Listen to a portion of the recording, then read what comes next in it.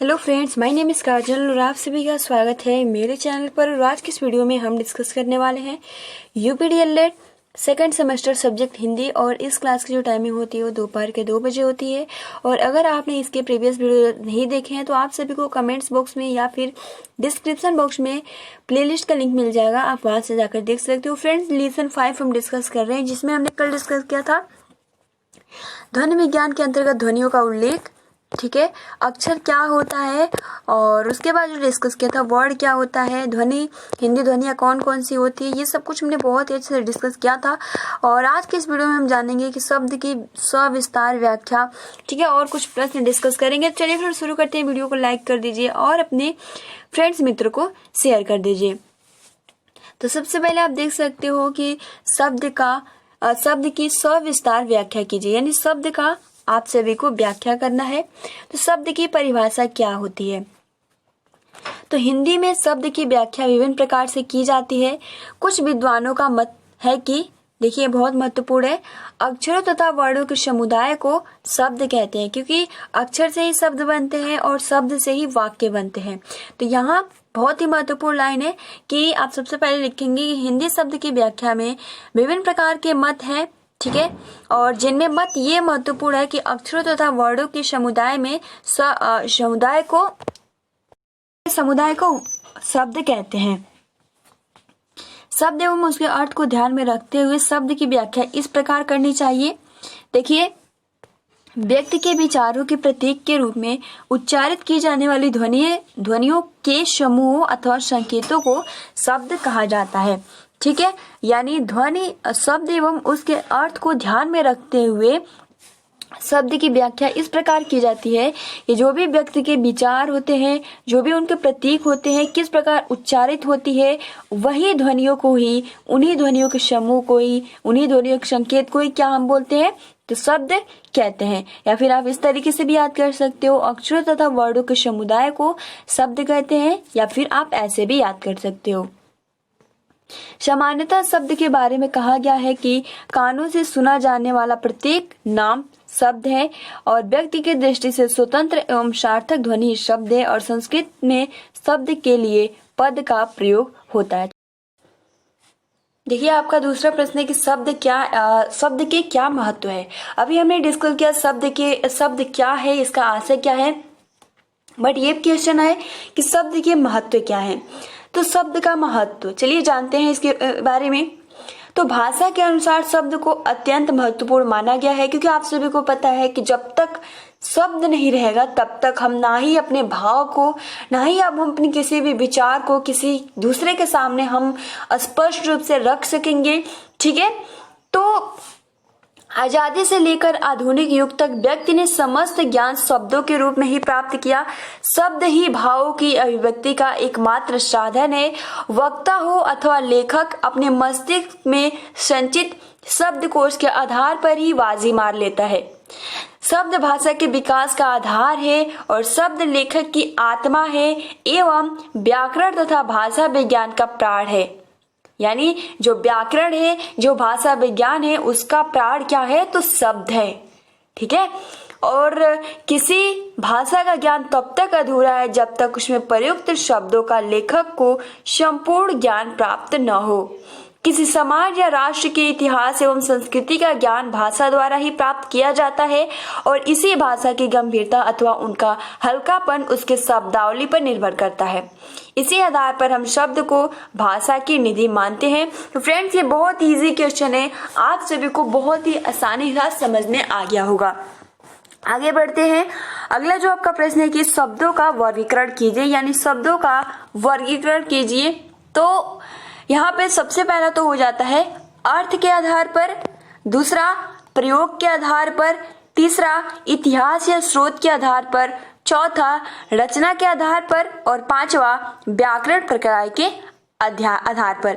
तो फ्रेंड्स देखिए, शब्दों का वर्गीकरण बहुत ही आसानी से क्लियरली समझ में आ गया होगा कि जो वर्गीकरण अर्थ के आधार पर भी किया जा सकता है, प्रयोग के आधार पर भी किया जा सकता है, इतिहास या स्रोत के आधार पर किया जा सकता है, रचना के आधार पर किया जा सकता है, और व्याकरणिक प्रक्रिया के आधार पर किया जा सकता है।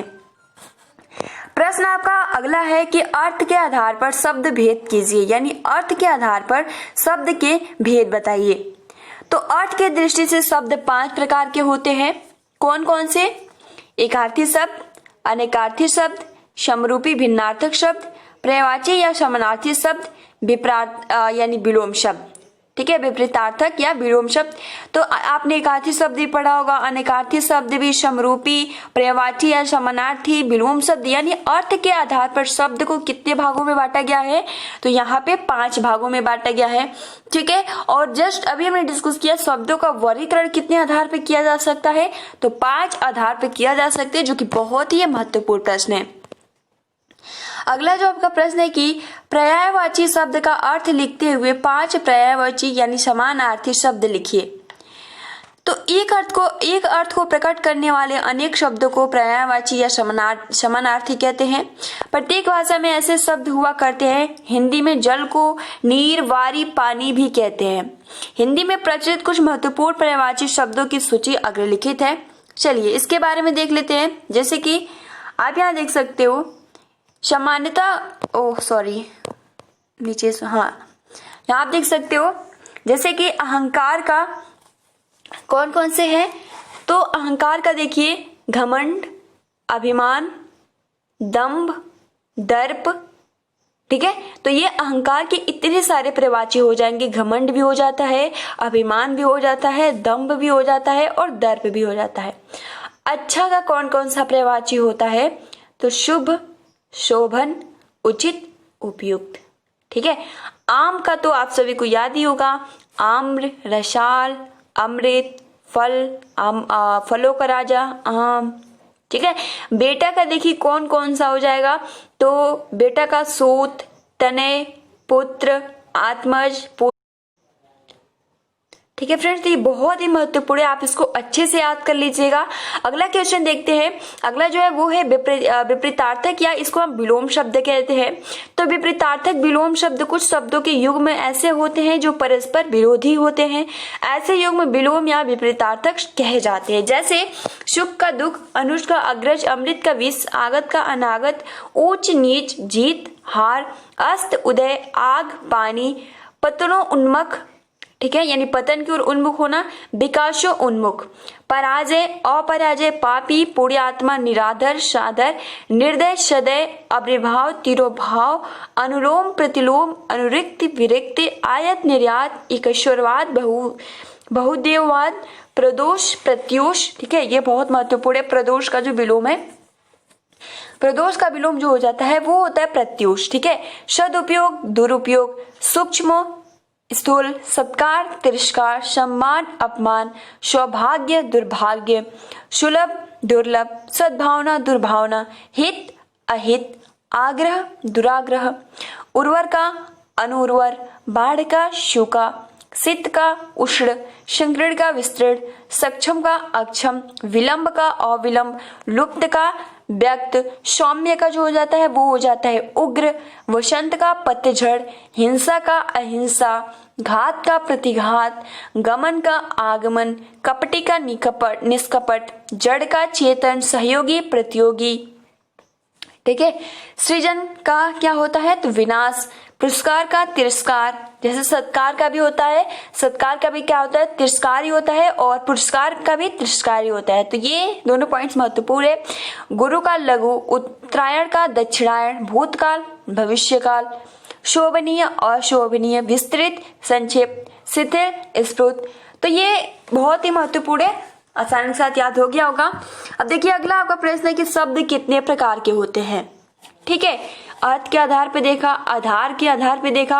अब हम ये भी जान लेते हैं कि जो शब्द होते हैं वो कितने प्रकार के होते हैं। तो शब्द के 2 भेद होते हैं। पहला तो होता है आपका ध्वन्यात्मक शब्द और दूसरा होता है वर्णनात्मक शब्द। अब चलिए इसके बारे में जानते हैं कि ध्वन्यात्मक शब्द क्या होता है और वर्णनात्मक शब्द क्या होता है। ध्वन्यात्मक शब्द वे होते हैं जो स्पष्ट सुनाई नहीं देते हैं और न ही स्पष्ट रूप से समझ में आते हैं, यानी उसको हम क्या बोलते हैं तो ध्वन्यात्मक शब्द कहते हैं। और वर्णनात्मक शब्द वो होते हैं जो पृथक अक्षरों से बनकर पृथक पृथक रूप में सुनाई देते हैं। उपयोगिता की दृष्टि से मानव जीवन के लिए ध्वन्यात्मक शब्दों की अपेक्षा वर्णनात्मक शब्दों का अधिक महत्व है। तो ये कुछ महत्वपूर्ण क्वेश्चन है जो कि बहुत ही इजीली तरीके से आप सभी को याद हो गया होगा। शब्द कितने प्रकार के होते हैं तो 2 टाइप के होते हैं, ध्वन्यात्मक, वर्णनात्मक। ध्वन्यात्मक जो स्पष्ट रूप से समझ नहीं आता है या सुनाई नहीं देता है, और वर्णनात्मक जो कि बहुत ही अच्छे से क्लियरली अलग अलग तरीके से सुनाई देता है और ये मानव जीवन के लिए बहुत ही महत्वपूर्ण और इसका अधिक महत्व है। ठीक है, अब देखिए अगला यहाँ से प्रश्न स्टार्ट हो रहा है कि वाक्य की व्याकरण संबंधी विशेषताएं। तो फ्रेंड्स अब इसको हम कल डिस्कस करते हैं। चलिए हमने जितने भी प्रश्न डिस्कस किए क्या क्या इसमें लिखना है ये देख लेते हैं। ठीक है, तो फ्रेंड जैसे कि आपका सबसे पहले जो क्वेश्चन था वो यही था कि शब्द का सविस्तार व्याख्या कीजिए। ठीक है, तो अगर आपके एग्जाम में आता है कि शब्द का सविस्तार यानी शब्द क्या है इसके बारे में बताइए, तो सबसे पहले तो कुछ विद्वानों का मतानुसार है कि अक्षरों तथा वर्णों के समुदाय को ही शब्द कहते हैं, लेकिन उसके शब्द और अर्थ को ध्यान में रखते हुए शब्द की जो व्याख्या होती है वो इस प्रकार होती है कि व्यक्ति के विचारों को प्रतीक के रूप में उच्चारित की जाने वाली ध्वनियों के समूह अथवा संकेतों को शब्द कहा जाता है। बस ये 2 लाइन लिखना है। ठीक है, और यहाँ आप देख सकते हो कि सामान्यतः शब्द के बारे में कहा गया है कि कानों से सुना जाने वाला प्रत्येक नाम शब्द है। तो ये कुछ नहीं लिखना है, जो मैंने शुरू में 2 पॉइंट जो स्टेटमेंट की तरह है वो आप सभी को याद रखना है। शब्दों का क्या महत्व है, तो देखिए भाषा के अनुसार शब्द को अत्यंत महत्वपूर्ण माना गया है। ठीक है, और देखिए यहाँ पे कि शब्द ही भावों की अभिव्यक्ति का एकमात्र साधन है। एक पॉइंट आप ये लिखेंगे कि भाषा के अनुसार शब्दों का अत्यंत महत्वपूर्ण माना जाता है। दूसरा पॉइंट कि शब्द ही भावों की अभिव्यक्ति का एकमात्र साधन है, यानी आप कह सकते हो कि वक्ता हो अथवा लेखक अपने मस्तिष्क में संचित शब्दकोश के आधार पर ही बाजी मार लेता है। ठीक है, और शब्द भाषा के विकास का आधार है। ठीक है, और ये भी लिख सकते हो कि शब्द लेखक की आत्मा है और व्याकरण तथा भाषा विज्ञान का प्राण है। इतना बस लिख सकते हैं और आसानी के साथ आप सभी को याद भी हो गया होगा। आगे बढ़ते हैं।